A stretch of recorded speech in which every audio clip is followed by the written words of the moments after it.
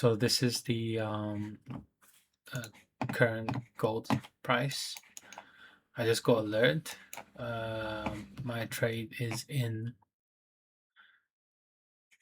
and 15-minute. So this face value gap has been working nicely, and I'm gonna put my stop on candle close above this.